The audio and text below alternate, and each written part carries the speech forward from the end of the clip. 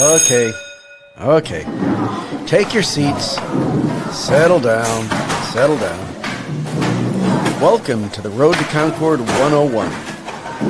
This class is about all things connected to the path of history leading from Mount Sinai to Lexington Green and the individual liberty and freedom of man. If you're in the wrong place, feel free to get up and go see the registrar's office about dropping this class, preferably before you meet the professor. In the event you do not already know this, your professor is Joe Bakanovic, and he has a bit of a reputation on campus. He is most definitely an acquired taste, but if you can learn to tolerate him, he will make you better at defending your position, whatever it may be. I'm T.A. Charlie. I'm here to help the professor, but more importantly, you. We encourage you to take notes, and if you have questions, feel free to call. If you'd like the number, please email us. You can also post your questions in the comments, and we'll get the professor's attention. Part of my job is to let you know a little bit about your professor. As I said earlier, the professor has that bit of a reputation on campus. Not all of it is good. Let me help explain a little with a story about how I came to be the professor's TA. I was invited to attend one of his classes. My first impression of the professor was that he was an egotistical, narcissistic know-it-all. My intent after only a few minutes of class was never to attend another class with this professor. But after class, Professor Joe came up to me and thanked me for my class participation and told me that my perspective was valuable, and he asked me to keep coming to class. This actually took me back a little. To me, he seemed inconsistent. What was I to do? I decided to continue coming to his classes. As I did, I actually started doing what he does encourage students to do. Check behind him and see if what he is teaching is actually correct.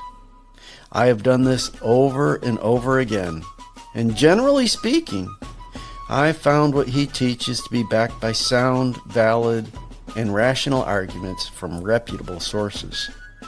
When I have challenged him and provided a sound, valid, and rational argument in opposition to his current position, he immediately changed his position and thanked me for correcting him. Why do I tell you all this? Professor Joe is a little rough around the edges, especially in the way he delivers his content. But if you stick with him and listen to what he teaches and then go and check his sources, you will likely find, as I did, he will help you better understand the world around you and help you to think better and hopefully to live better. At least that is our hope. One last note. This class builds on itself. Therefore, it is important to attend class regularly. We will not always have time to go over previously covered material. If you are new, we suggest you watch our older classes. We've created playlists to help you with those things we feel are of special importance. Now, let's get started.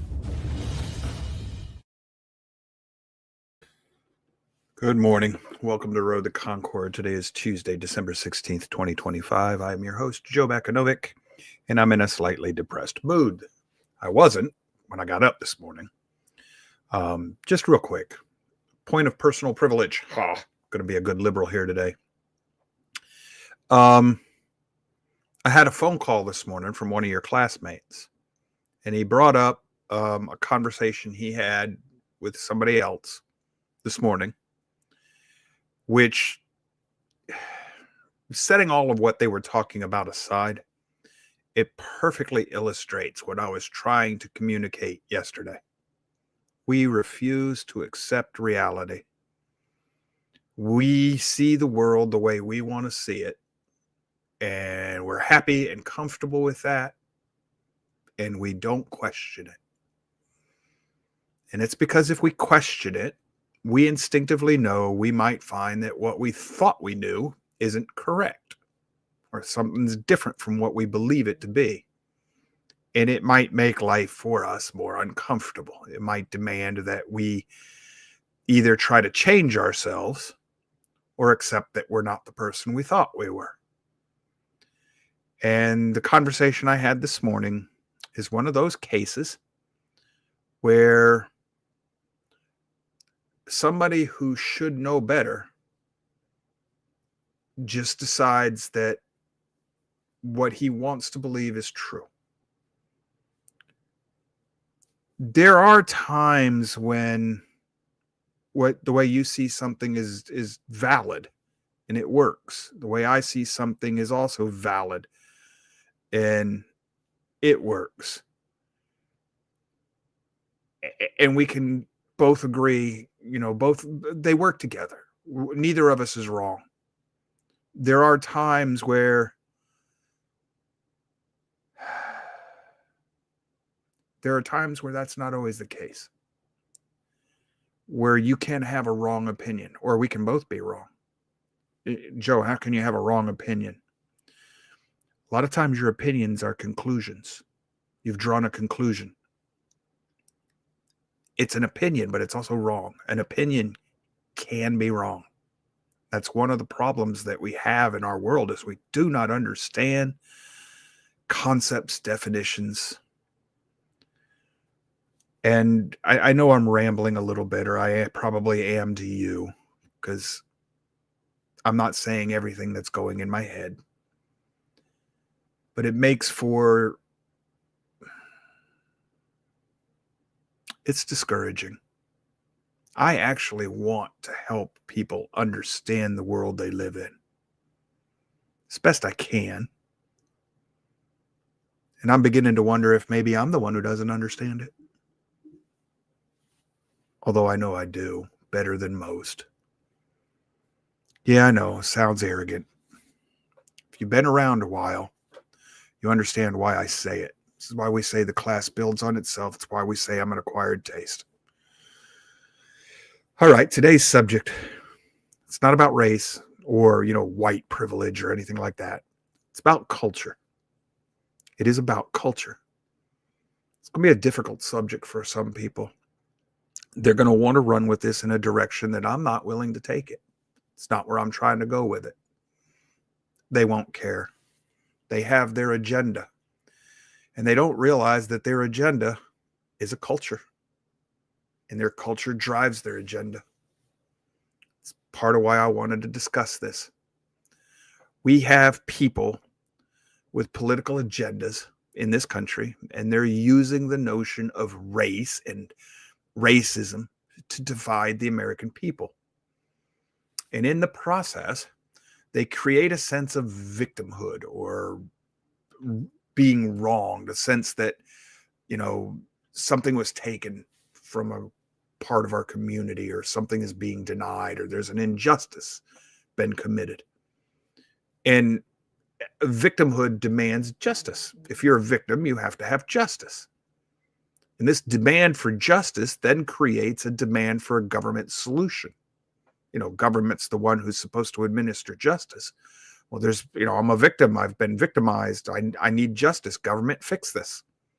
Well, that's the whole point. This is in a large case. A lot of people are not going to like this. They're going to disagree with me. And this is because they want to look at it the way they look at it. I'm a sociologist. I actually have a sociology degree. I'm looking at this issue very differently than what most people do. And I see this as an artificial creation. It's a situation that was created intentionally because it creates the demands that are then used. That demand is then used to advance a political agenda that would otherwise be rejected.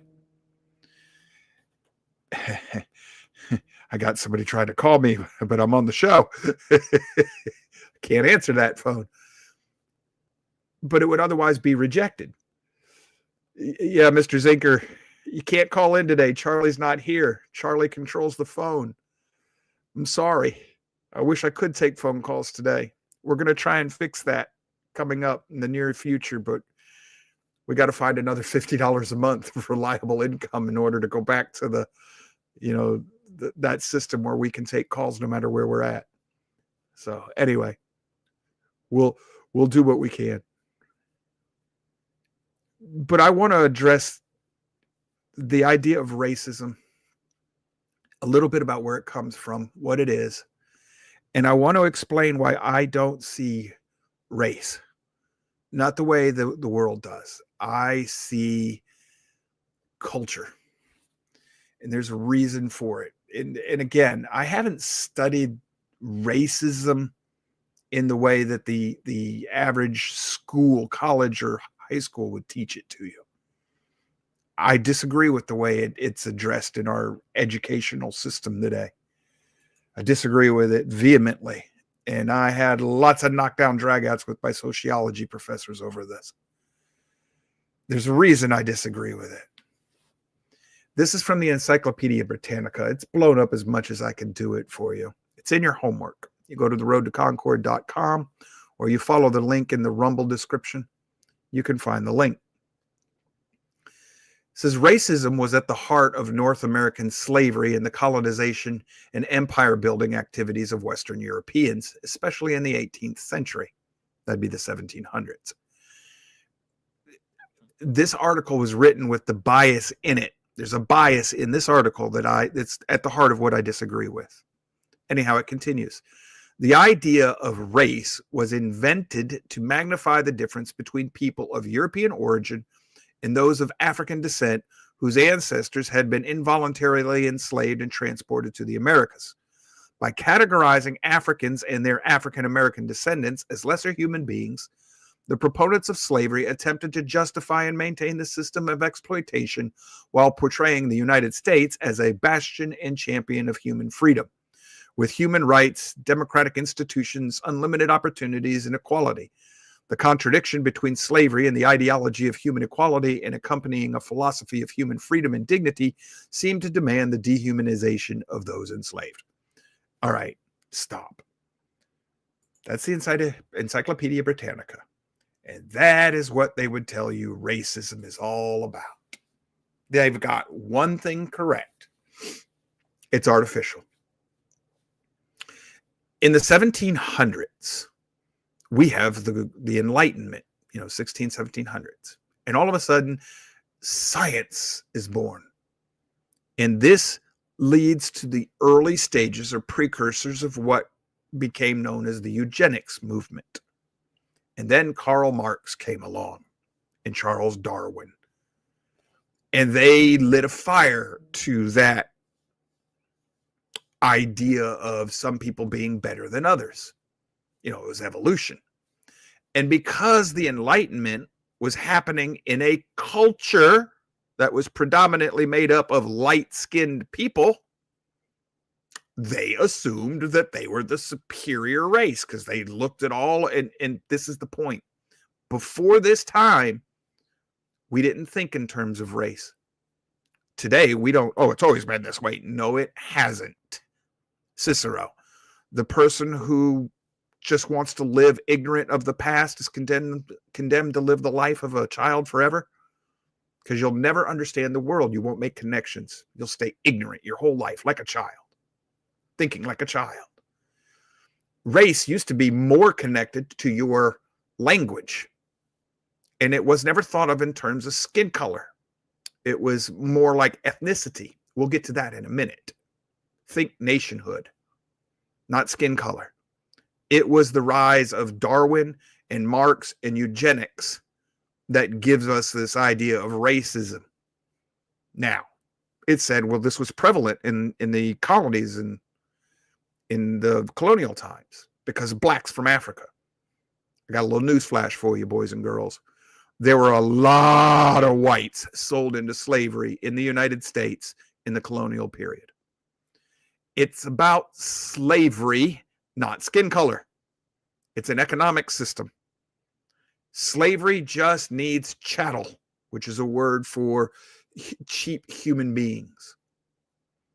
And some of these slaves were not cheap. I was discussing this on the phone just before the show. There are records of the auctions of slaves in the colonies, going all the way back to colonial periods, some of these slaves sold for $5,000 in their day and age. $5,000 would be, let's see, $100 was 5 gold coins, five ounces. So $1,000 would be 50. So that was 500 ounces of gold. If I did my math right, 5 is 100 times 10 to make 1,000 is 50 times 10 to make, no, it was 250 ounces of gold. How much is that worth today? Yeah, buttload of money. And we were also talking about how after one group of slaves was sold, the next group put up there were white. They were white. Now, yes, I know a lot of the white slaves were indentured servants, but here's the thing. A lot of them, most of them were Irish, but not all of them. And the Irish were looked down on a lot like blacks. And throughout various periods of time in this country, we have looked down on the Polish. We've looked down on the Italians. Now, Italians didn't used to be thought of as white. That they were turned into whites when the race card became an issue in this country.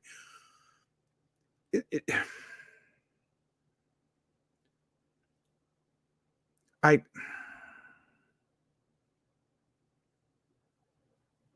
don't even know if there's a value in doing this show.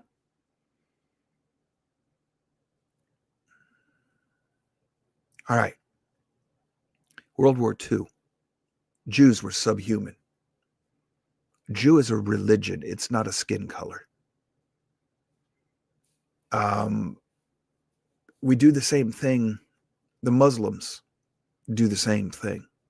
We think of Islam, well, if you're anti-Muslim, you're a racist. Islam is a religion.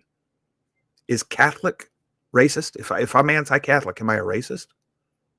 No, because it's a religion. We understand that. But since Islam is usually connected to people of what we would think of as color, because of where that religion is prevalent, we think you're being a racist, or at least that's what we push. I have a little news flash for you. Muhammad was a bigot. He calls people of dark skin color raisin heads. How do I know that? I've read the hadith. Muhammad did not like people of dark skin, what we would call black people. He was a bigot. His words, not mine. Comment on the board from John Quest. This says, it's crazy how the majority of people ignore the modern slavery that goes on now in majority of Muslim countries. Yes, it is. There are more slaves in this country, in this world rather, on the planet today than there were back in the colonial days. So I want you to do me a favor. Define black. What does it mean to be black? There was a time when the Democratic Party, primarily, yes, Democrats, home of the KKK, the pro-slavery party all the way back to Jefferson's time. Yes, sorry, truth, historical fact. They would say so much percentage of black blood and you're black, even if you looked white, acted white. I mean, as far as you're concerned, you were white, but nope. You had a black father or mother 4 generations ago, you're black. Please. That's black without even being based on skin color. And why doesn't black, Obama's black, right? Although his mom's white. So why is he black? Why isn't he white? It's artificial. It's artificial.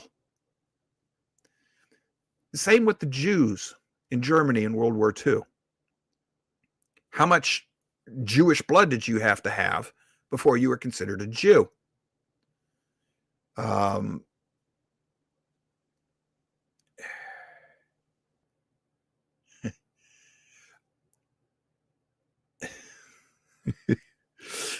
I got a comment on the board from Steve Nichols. Yeah, I get it, Steve. I understand. And I'm not saying there's no value in your show, brother. I'm not there. That's not me. There's a side conversation going on, folks. I know it's distracting to you. It's rude. I'll quit. So what defines you as a Jew? How much Jewish, quote unquote, Jewish blood do you have to have before you're a Jew? The process works with race. That's the point. And since the process that they've used with race works, the artificial creation, they've also used the same, they turned it into a technique, and they use it with income. Well, the poor, define poor. How poor do you have to be poor? They do it with gender. You know, they come up with different genders, and if you don't like all my different genders, you're a bigot. They do it with sexual orientation. It's been turned into a political weapon. Racism, income inequality, gender inequality, sexual orientation. You know, I can't get married because I'm gay and the law doesn't allow me to get. You can get married. Gay men and women used to get married all the time, two members of the opposite sex, and raise families. And they were still homosexuals. Well, Joe, if they're having sex with the opposite sex, they're not homosexuals. Now you're catching on. It's more complicated. We like to simplify things, but it's about agenda. It's in the color revolution, could also be called an income revolution, which is Marx, a gender revolution, which is actually Astra. That's the LGBT jihad, rainbow jihad. And this is why you have really strange bedfellows in this country. You've got the LGBT rainbow jihad supporting actual Muslims, you know, and free Palestine. Folks, those two hate each other if they stop and look at what they're doing, but they've got a common enemy. And once they get rid of their common enemy, Islam's going to get rid of the LGBT rainbow jihad. They're just going to toss them off of a building. All of them. And the rainbow jihad is already identifying themselves for these people. Is that racism? Is that racism? Well, like, it's racism if me, a white man, if I have a problem with Islam, but is it racism if Islam's going to toss me off the building because I'm white? Well, Islam's not going to do that because I'm white. They're going to do that because I'm a Christian. So let me get back to the next definition I had for you. This is ethnicity. And this is important. We think of ethnicity as race. Wrong answer. Definitions matter, folks. Ethnicity, a complex concept that refers to a person's identification with a specific group of people based on one or more shared traits, which may include ancestry, culture, language, religion, customs, and nationality. The term derives from the Greek word ethnos, which usually refers to a nation, a caste, a tribe, or a group of people. Ethnicity is shaped by a variety of historical, political, social, and cultural factors through interactions between individuals in a group. On an individual level, ethnicity refers to a person's affiliation with or affinity for a group and to the reciprocated acknowledgement of shared origins between the individual and the group. Blah, blah, blah, blah, blah, blah, blah. In other words, it's more about ancestry, language, religion, customs, and nationality. Well, folks, what those traits just defined is known as culture. Culture, behavior peculiar to Homo sapiens, together with material objects used as an integral part of this behavior. Thus, culture includes language, ideas, beliefs, customs, codes, institutions, tools, techniques, works of art, rituals, ceremonies, among other elements. That's culture. So ethnicity and culture are closer related than race and ethnicity. Your skin color does not define your ethnicity, but your ethnicity is defined by your culture. So what do I mean by this? What is, well, you have to understand the stratification of culture, the hierarchy of culture. You have the American culture, which can be subdivided into Northeastern culture, Midwestern culture, the Pacific State culture, mountain culture, Western Coast culture, desert state culture, Texan culture, and then the South. And those cultures can be further divided into, subcultures based on a whole bunch of other things. Just because you live in the South doesn't make you a redneck. You can live anywhere and be a redneck. black culture, white culture, whatever you want to call it. D&D is a subculture. If you're a fan of Dungeons and Dragons, anime is a subculture. Subculture. It's a culture within a culture. It's stratification. Now, have you ever noticed that if a black person is affiliated with what is deemed white culture, then they're not black all of a sudden? See, this isn't about racism. It's not. Well, he's an Uncle Tom or she's an Uncle Tom. What? Either they're black or they're not. Well, they've sold out. See, you've just told me this is about a political agenda, not the color of your skin. And as soon as you tell me it's about a political agenda, now I know that I'm dealing with a subculture. What? Yes. You're either a Democrat, culture of Democrats, or culture of Republicans. That's the way they want you to see it. I see them as the uniparty. So I put them in a different culture altogether. Why do I see them as a uniparty? The Democratic Party advances the agenda. The Republicans play defense and make sure we never go backwards. It's the way those are just rhinos, Joe. They've got you thinking the way they want you to. That's the point. They're using these artificial constructions to get you to think and act in the way they want you to act. Folks, this is MK Ultra. This is mind control. Propaganda. Very sophisticated, very intentional. And it's being used intentionally. It's aimed at you. Now, real quick, little history. Whites used to be slaves in the United States, in the colonies. NPR, folks, look. NPR, the far left, government-funded, deep state propaganda mouthpiece, talks about America's first slaves, whites, white cargo. Yeah. Before the black slaves in this nation, when the colony times, it was white slaves. This is in your homework. Here's another one, encyclopedia.com. Indentured White Slaves in the Colonies, 1770, by William Edis. And then there's a PDF book in your homework. They were white and they were slaves. The Untold History of Enslavement of Whites in Early America. It's a 74-page PDF that you can download.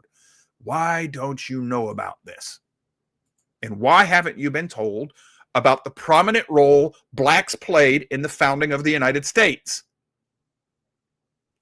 Because that would destroy the narrative of racism and victimhood that they need in order to create an excuse to push their agenda. Let's see here if I can get this to come up. There we go. Comment on the board from Steve Nichols. Hey, brother Steve. Good to have you in the audience. Joe, is prejudice or bias a better word for discussing black and white issues? I would think so, yes. Because that's on the individual. I have had this discussion before, Steve. I have a show where I've defined this. I argue that racism is when it's institutionalized. And that would be like apartheid in South Africa. That's racism when it's part and parcel of the government. I would say anything else, even if it's cultural, if it's ingrained in a culture or subculture, I would argue that that is bigotry or bias. Now, why would I say this? In the South, during the Confederacy, during the slave times, during the Civil War, there were over 8,000 blacks, free black men who owned black slaves. And the Confederacy allowed this. You would not have had the apartheid government of South Africa allow 8,000 corporate business owners, black corporate business owners in their time. That's because that was true racism. The segregation was part and parcel of the government policy. That's racism. In the South, it was cultural. And the government sort of kind of supported it, but they didn't care what color the slave was. That's part of the problem. It morphs over time, and we think of it now, looking back on it, as it was only a black issue because the race hustlers need it to be seen that way so that they can get whites to feel guilty and so they can get blacks to feel like they've been wronged and they're victims and demand reparations and other things, which then creates the crisis that the people created the crisis step in to give you their solution. And their solution has absolutely nothing to do with correcting a problem, an injustice from several hundred years ago. It's all about making the race hustlers richer and more powerful politically. That's all it is. Now, I've got an article in your homework that everybody's going to want to see this one. This is by that massive racist, Thomas Sowell. By the way, he's one of my heroes. This man is a philosophical genius. I love this man. And I miss Walter Williams as well. But he's got an article. Well, this is an article written from two different videos that are in it. If you scroll down far enough, you'll see the interview. It's not race, it's culture. Thomas Sowell. He says, what follows is a two-part video series, which comes from a tremendous Thomas Sowell book, Black Rednecks and White Liberals. Sowell explodes a whole lot of common narratives in that book. But most notably, he makes the case, which this pair of videos captures the essence of the black culture, is by no means wholly a product of slavery and segregation. In fact, Sowell says, and passes along scholarship to document it, that what we know as the ghetto culture today isn't racially derived at all. He says, it's a fascinating case, Sowell says, in fact, that black culture comes from Southern white culture, which came from the rural, undeveloped areas of southwestern Great Britain, where most poor Southern whites immigrated from. Speech patterns and language, personality traits, economic and moral behavior, and other things we now commonly associate with urban blacks are exceptionally similar to those observed in Southern whites, particularly poor Southern whites before the Civil War. So what? That culture that we think of today as being a, poor black ghetto culture, what that is, the black slaves assimilated that culture from the poor non-slave owning whites in the South from before the Civil War. And when they were freed, that assimilation with the poor whites, they acquired that cultural identity mixed in with the remnants of wherever they came from in Africa or other parts of the world. They mixed their old culture in with the Southern, and they held on to it. But the whites, the poor whites, outgrew that culture. Why? How'd that happen? That happened thanks to the Democratic Party and the progressive movement. After the Civil War, this is why the NRA was created. The NRA was created by Republicans to help teach blacks how to shoot and to arm them so they could defend themselves from the KKK. About one for every 3 black men or women that was lynched in the South during these times, 1 white was lynched. It's about 1/3, or for every 2, 1 white. But there were about a third of the people lynched over slave issues, or racism, were white. That, again, not reported. Why? Because it would destroy the narrative. So what happened is, after the Civil War, as blacks started to learn how to read and to create their own communities and start to strengthen themselves, along comes the KKK and Jim Crow laws to put them back down again, to keep them from being able to socially climb the ladder within the society that was being reconstructed after the Civil War. They shook that off thanks to some laws that were passed mostly by the Republican-led northern states. They started voting again and things like this. They were allowed to assimilate into this country. And then the progressives attacked them again in the 1920s and 40s. Woodrow Wilson's the one who re-segregated the U.S. military. He's the one who pushed that white eugenics racist video in the White House, Birth of a Nation. The progressives were racist. They always have been. They're eugenicists. Remember, it's science, right? And science has proven that people with darker skin are not as smart as white people. Tell that to Thomas Sowell. Tell that to Walter Williams. Tell that to Clarence Thomas. A whole bunch of them. There are plenty. The science has proven there's nothing to that claim. Real science.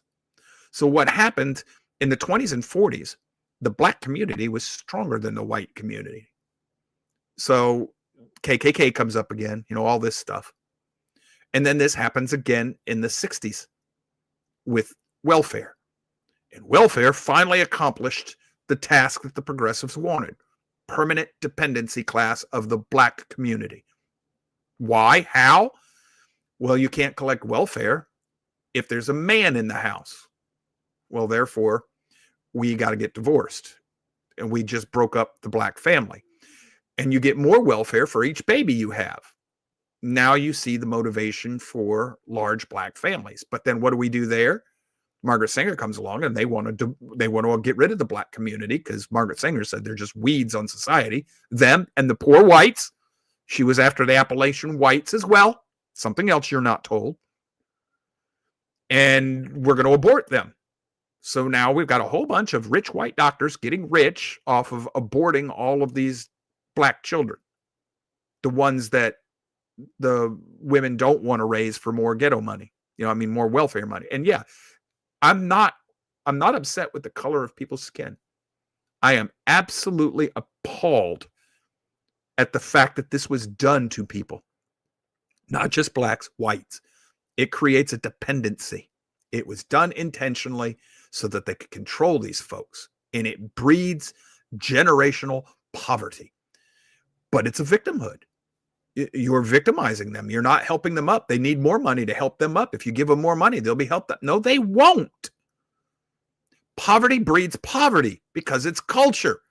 Rich people don't spend everything they make. They invest, they save, they buy things that are going to have value in the future. You don't see a rich man usually running around with all of his money in his clothes and on his car. That's not how you become rich. It is culture. And you can't have this conversation in America today because what I'm doing right now is liable to get me a strike on YouTube as being racist.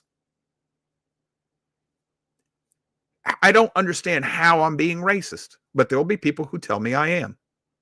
I don't understand that. So I get how this all happened.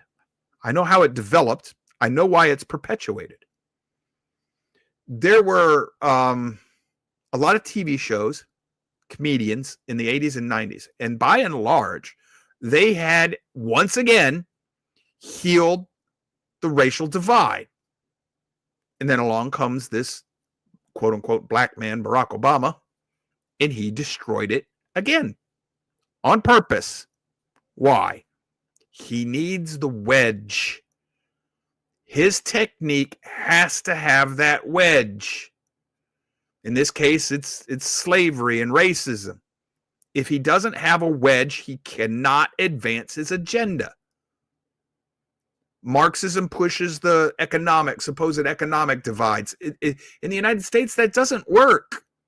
It doesn't hold. People born poor become rich. People born rich become poor. Thanks to we keep voting for socialists, this is becoming less and less a trait of America, which is the point. But it used to be that economic mobility up and down, heck, you could go up and down several times in your lifetime. Make a fortune, lose it. Make a fortune, lose it. We don't think. We don't want to understand. I'm sorry, we missed the break. I'm just going to keep going. I'm on a roll today. I've got another article in your homework for you. It's not race that divides us, but culture. This is from the American Thinker from May 23rd, 2015. And it says, the racialists in power have again called us to a quote unquote honest discussion about race. As they foresee it, this honest discussion will involve those of us who do not practice racism, but are not black, to come forward, confess our inherent racism, and be duly chastised or punished. It's like the Marxist. You have to come forward and confess your sins. It's very similar to the Catholics. Come forward and confess your sins. It's a practice of secular humanism. Dialogue is not going to be a part of the process since non-blacks have already been found guilty, and the president's jury is not remotely interested in evidence. It's talking about Obama. And it's going to go over how Obama needs racism as a wedge. Now, here's an article I put in your homework that's after my heart. It's from the American Conservative. It's not culture. I mean, it says it's culture, not race. It's about an article, and I'm going to save you from reading it, but it's in here. You can read it if you want. But what happened is in the 1990s, Japan is looking at a population reduction, and they're losing their population. And there is a large Japanese population in Brazil. So the Japanese government paid for these ethnic Japanese Brazilians to come over to Japan. And they didn't fit in. Why? Because they were Brazilians. No, Joe, they were Japanese. You're looking at the skin again. It's the culture. Their ethnicity was Brazilian. This is why in the 70s, the Back to Africa movement, all these black Americans went back to Africa, and the ethnic Africans, the cultural Africans, told them to take their American butts back home. The blacks from America thought, well, my skin's black and you're African, your skin's black, so we're kumbaya. Never understanding that they'd been sold a lie about race. It's not race, it's ethnicity/culture. And that's what this article here shows us. Japan has been very, very adamant. They're extremists about protecting their culture. They don't allow Muslims. And it shows. Their culture, it has its problems, but it is still Japanese. It's pure. It's not in the state of chaos that we're in, because they focus on maintaining their culture. It's important to them. Even after all the changes caused by World War II, they're still focusing on their culture and trying to protect and maintain and preserve their culture and their heritage. So I admire that. And they got the point correct. Now, we've got some other horrible racists, according to the race hustlers and the race card players and everything. And I want to share these absolutely horrible racist opinions on this subject with you. This is Denzel Washington in an interview where he says, it's not color, it's culture. And he tells the interviewer, it's about culture. And he goes through this thing about, hey, whites don't understand the culture of black hair care because we have different type of hair. And he uses that as an illustration. And he's absolutely right. Horrible racist, Denzel Washington. No, he isn't. He's not. I'm being facetious. He's trying to explain it's about culture, different life experiences. But Denzel Washington, even though he has what we would call black skin, he's an American. If he goes over to Africa, he's not going to fit in because his ethnicity is American. Then there's Morgan Freeman. He is in a interview here with Mike Wallace. And Morgan Freeman hates Black History Month for a very good reason. His argument is brilliant. I love it. I don't think that I would agree with Morgan Freeman on many things, but I agree in this one because Mike Wallace asked him, well, what do we do about the problem of racism? And Morgan Freeman said, quit talking about it. Just quit talking about it. And Mike Wallace goes, what? He goes, I don't want to think of you as a white man, and I don't want you thinking of me as a black man. You're Mike Wallace. I'm Morgan Freeman. You're not my white man, Mike Wallace, and I'm not black man Morgan Freeman. He says, you're Mike Wallace, I'm Morgan Freeman. Quit talking about it. That will actually solve the problem. But it will destroy the race hustlers and everything that they've created. It would destroy a large part of academia. It would destroy the sociology departments who have come up with just all sorts of false, quote unquote, science to support their race hustling theories. It would destroy most politicians, both black and white politicians. It would destroy them because all of a sudden it wouldn't be a problem in our culture. You go down here, Thomas Sowell. This is why the left, it's talking about racism again. This is why the left pushes this idea. But then down here, that gentleman in the very last video, I my apologies, I forget his name, but he's a civil rights leader from the 1960s. And he goes over, it's culture. And he'll flat tell you. He goes through a litany of things in that video. It's a 17-minute video, and he says this, and this proves that it's not racism. It's not systemic racism built into our system. He says it's people who are hustling race. And he's offended. I get the impression that he's offended by all of this, by the race hustlers, because it seems to be he takes it as they have cheapened everything he and Martin Luther King and all of the people there did in the 60s. They've made it for naught. And they've made it into less than what it was. And they're hurting the black community. And this gentleman here in the last video, he goes over, and Thomas Sowell does too. They go over how strong the black family used to be. It was destroyed by whites. Liberal whites, what we would think of as liberals, as progressives. Intentionally. In part because of personal bigotry. In part for political agenda. They need that subservient victimhood class. And that becomes a culture. That idea that I'm a victim of everything, victimhood culture. And then you demand reparations. For what? For what? Well, we built the South. No, you didn't. No, you didn't. Have you done any research to see just how much of the Southern economy actually was supported by slavery? It's not as big as you think it was. If we'd have got rid of slavery, yes, it would have hurt the South because it's, a significant percentage, but not the majority of the South's economic production. Most of that was done by poor white farmers. Most of it. So what percentage of the South does the race hustler think is owed to blacks today?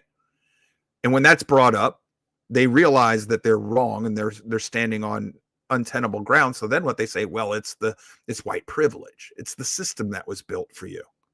Really? The government, by law, favors people of color over whites. It's legal discrimination. We call it affirmative action. That's racism. Or it's getting close to it. It's closer to racism than what they're arguing. So it's white privilege. Well, they have to use white privilege, another artificial concept, artificial idea, because if you look at government policy, what Joe's saying is true. The government will favor me. Corporations, your affirmative action hires. It's a cliche, DEI, all of this to get away from merit-based. Well, why would I want to get away from merit-based? Do you know the idea of a merit-based economy is not racist? We're told it is. Say, well, the blacks are underprivileged. Go pay attention to the man in that last video. And he will tell you about how blacks in the South, in some of the poorest school systems of the time, back in the 1920s, 1940s, outperformed rich northern white schools in test scores because they had a culture of learning. Asians can't be, it's easier for a white person to get into a liberal college than for an Asian. They have quotas on how many Asians they'll let in. Why? Because most Asian-based, especially Asian immigrants, but most Asian-based students excel in school because their families push them to excel in school. Culture, not skin, culture. You would look at a Japanese, a Korean, and a Chinese as all being Asian. Go tell them they're all the same race. I'm getting out of the way because they're going to fillet you. They think each other, they have hatred for each other. It's ancient animosity, even though they all supposedly come from the same cultural stock. It's not race. What's that vehement opposite? Because biologically, they are related. So why do they hate each other? Ethnicity, culture, history. Why can't, I'm not going to say that. I know why we don't have these conversations. But it wouldn't matter if we did. Because what I was talking about yesterday only proves to me that if you want to be a bigot, you're going to remain a bigot. If Race hustling gets you what you're wanting. It pushes your agenda. It makes you money. It gives you power. You're going to continue to push race. If you think that you are a victim, no matter what color your skin, you're going to hold on to your victimhood. It's how you've learned to live in this world.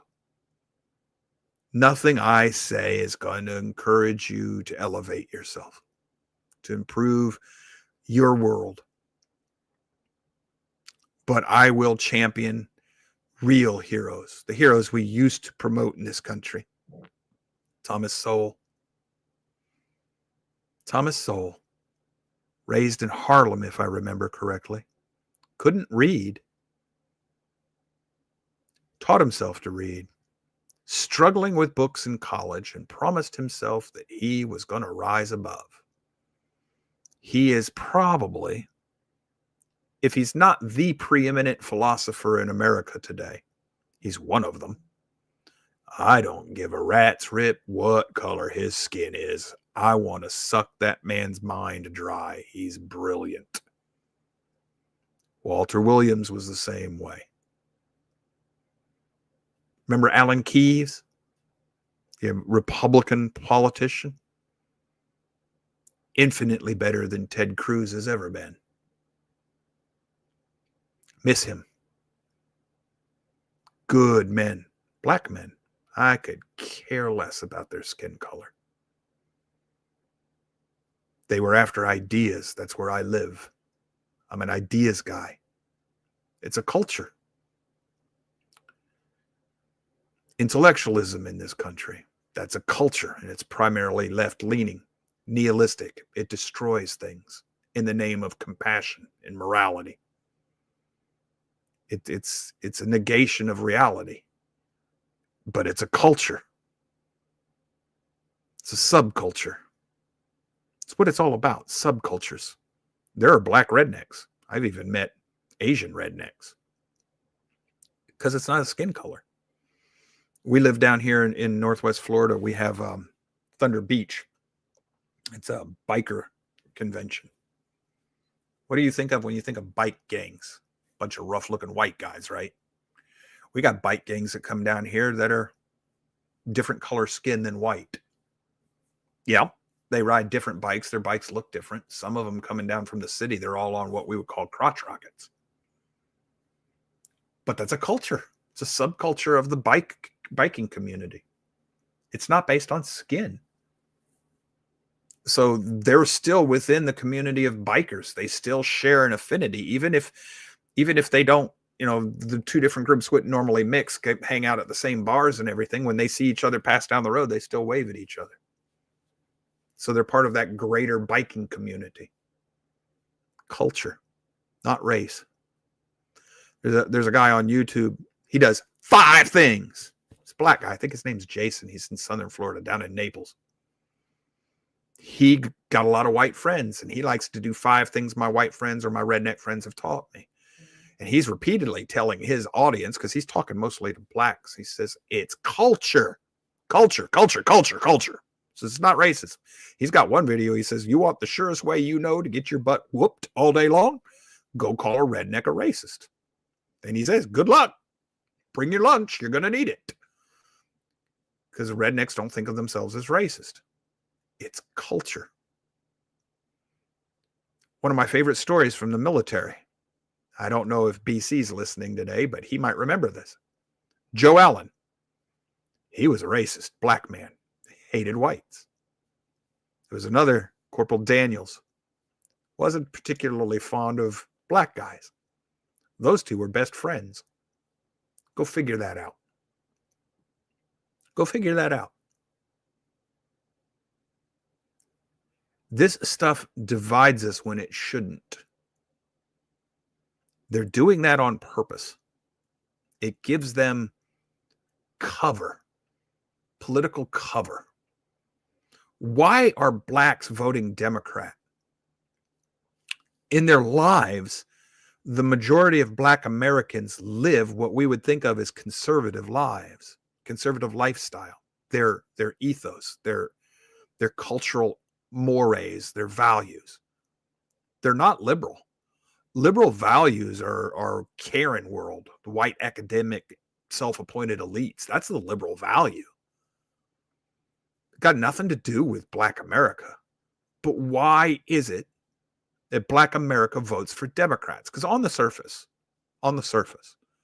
Democratic America, the party, is destructive to the Black family and the Black community.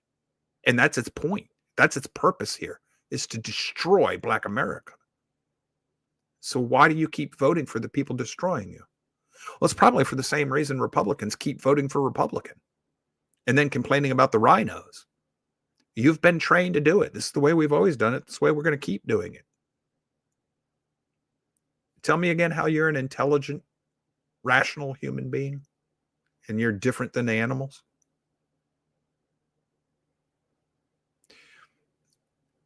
I said something to one of the classmates today, one of your classmates. I said, and you've probably seen it to some extent or another, but the illiterate man of today, modern times, is not the person who cannot read, but the person who refuses to unlearn the lies he was fed through education.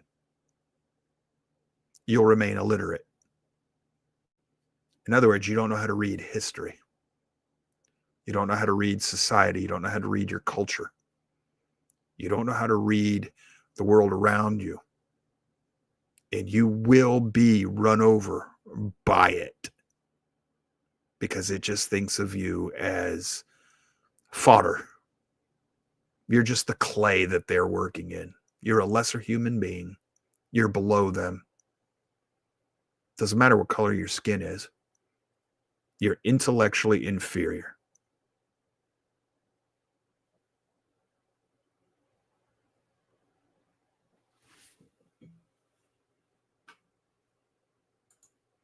Got a comment on the board here from Mark P. George. He says, I just love white men speaking for Black folks.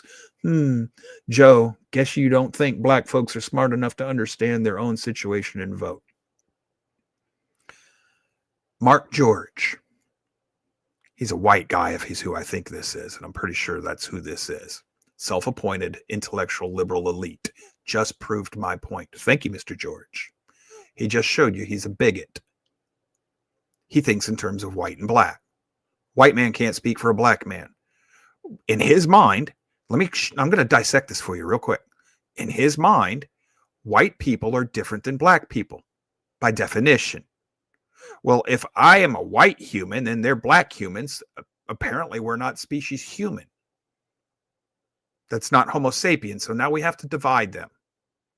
I can't think of myself as a human being and speak for other folks as human beings. I can't do that because they're black. I gotta leave them to talk only for themselves. That's a fallacy. That's a logical fallacy. Mark George doesn't care about that. Mark George is pushing an agenda, trying to make himself look like he's morally and intellectually superior to me in the process, and that I'm the bigot. He's trying to paint me in a negative light. The reality is exactly opposite of what this man is saying. If I see blacks as equal to me or me equal to them, and that they're fully capable of thinking for themselves, I will talk to them exactly the way I've been talking. And that's because I know they are fully capable of making their own decisions. They can, and I'm sure a lot of them will disagree with me. That's fine. But I despise white bigots like Mark George, marching themselves around, pretending to be morally superior when you, sir, are the very cause of the problem in our society today. Natasha, fire away.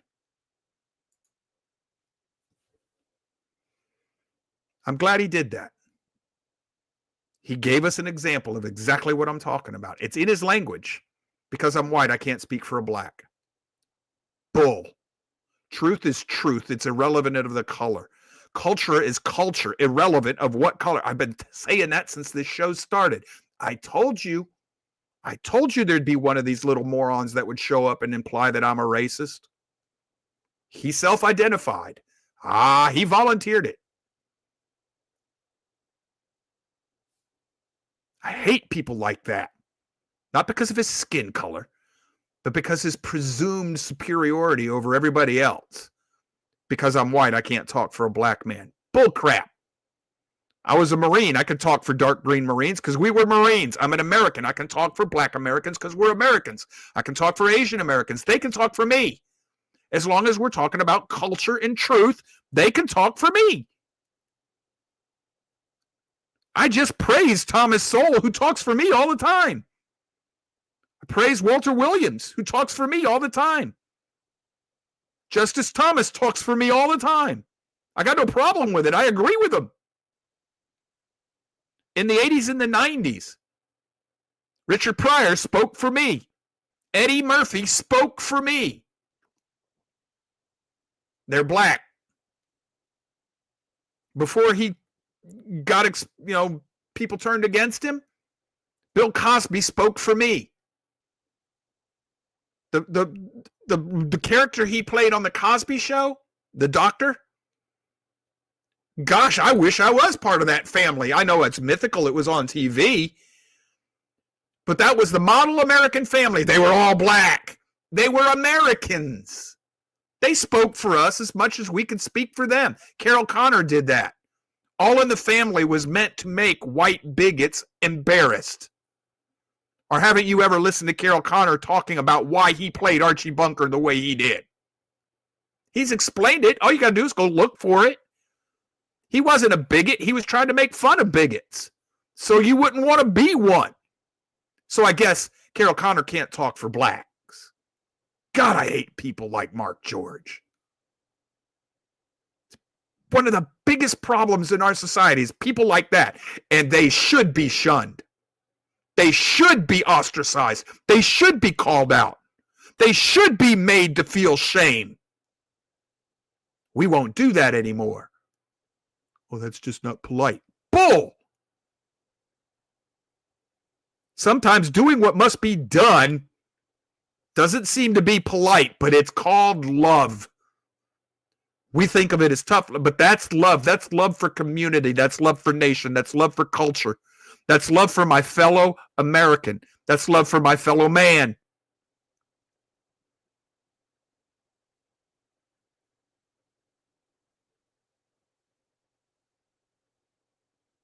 I hate people like that. It's a lie. It's a lie.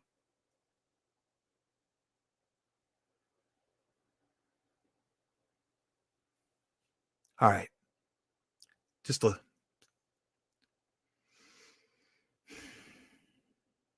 Let me just get out of here.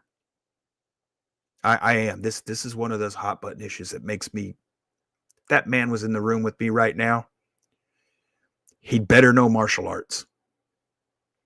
And somebody's going to have to give me bail money.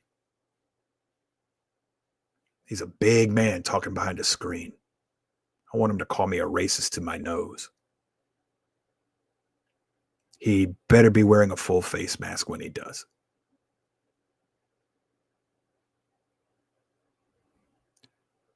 It may not seem like it, folks, but I love each and every one of you that comes here. Except maybe people like Mark George. I'll give him an agape love because he's a creation of the Creator. But man, I don't like him. No, I don't like him at all. It's righteous anger. He wants to tear apart, to divide. He's a nihilist.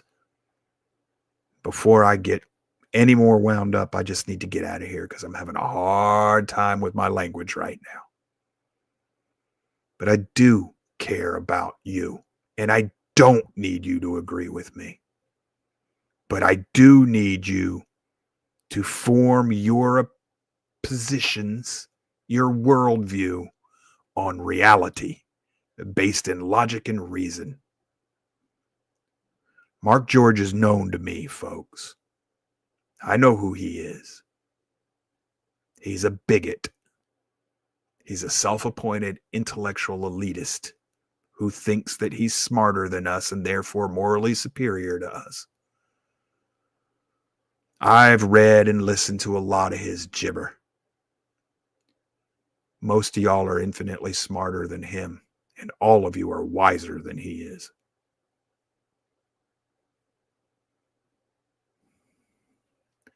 For those of you who join us tomorrow, I'll see you then. I'll be calmed down. Until then, y'all stay safe. Take care of yourselves. We'll see you then. Natasha, we're out of here.